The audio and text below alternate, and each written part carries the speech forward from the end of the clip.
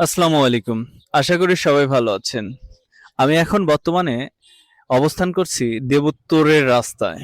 এখানে অদ্ভুত একটা বিষয় লক্ষ্য করলাম বা দেখলাম, যেটা সত্যি বিশ্বাস কতটা মজবুত হলে বাবুই পাখি এত কাছে বাসা বানাতে পারে, বিষয়টা আসুন উপলব্ধি করি।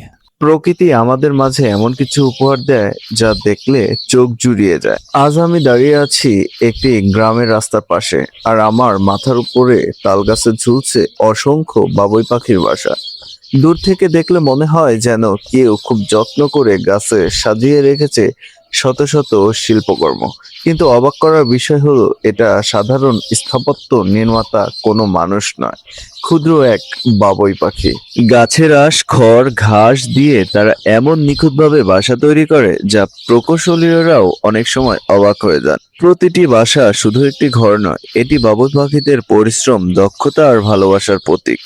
রাস্তা দিয়ে প্রতিদিন শত শত মানুষ চলাচল করে, কিন্তু অনেকেই হয়তো খেয়াল করে দেখে না প্রকৃতির নিজস্ব শিল্পকর্ম। প্রকৃতির এই সৌন্দর্য আমাদের মনে করিয়ে দেয়, পৃথিবীর সবচেয়ে সুন্দর শিল্পগুলো অনেক সময় মানুষের হাতে তৈরি হয় না, সৃষ্টি হয় প্রকৃতির আপন নিয়মে। তাই আসুন প্রকৃতিকে ভালোবাসি, পাখিদের রক্ষা করি এবং অপূর্ব সৌন্দর্য আগামী প্রজন্মের জন্য সংরক্ষণ করি।